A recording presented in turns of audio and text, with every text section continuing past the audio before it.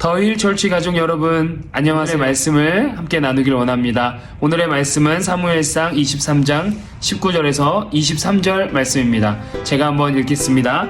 그때 10사람들이 기브아에 이르러 사울에게 나와 이르되 다윗이 우리와 함께 광야 남쪽 하길라산 숲을 요새에 숨지 아니하였나이까.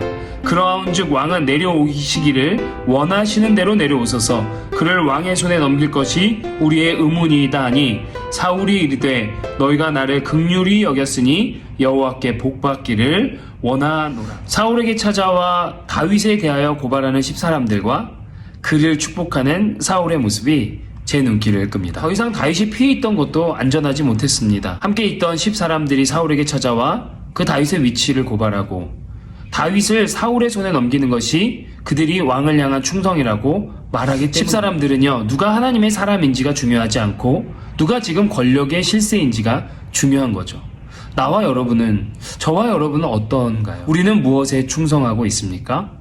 진짜 나를 살고 죽게 하는 것이 하나님이 아니고 다른 어떤 것 아닙니까? 사울은 또 어떤가요? 10사람들에게 자신을 긍휼히 여겼다고 여호와께 복받기를 원한다고 이야기합니다. 더 이상 하나님께서 사울과 함께 하지 않으셨어요. 사울 역시도 하나님을 예배하지도 않고 하나님의 뜻을 구하지도 않고 그 뜻에 따르지도 않았단 말이에요. 그럼에도 불구하고 사울은 아무렇지도 않은 듯이 너무나도 당연하게 10사람들을 여호와의 이름으로 축복하고 있습니다. 눈에 보이는 것이 전부가 아닙니다. 크리스천들은 눈에 보이는 것을 믿고 사는 사람들이 아니라 눈에 보이진 않지만 실제하시고 우리와 함께 하시고 영원하신 하나님의 존재를 믿고 사는 사람들입니다.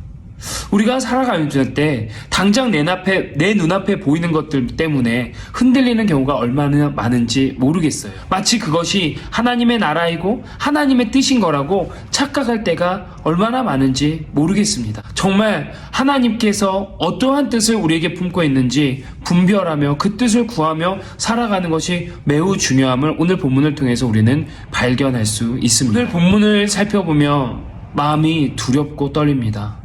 내가 이 사람들처럼 사울처럼 착각 속에 살고 있는 건 아닌지, 우리 더힐철치 성도들이 그런 착각 가운데 살고 있는 건 아닌지 말이죠. 우리 함께 돌아보길 원합니다. 그리고 다시금 하나님의 뜻 분별하며 순간순간 하나님의 뜻에 순종하는 진정한 제자요 크리스찬으로 살아가길 원합니다.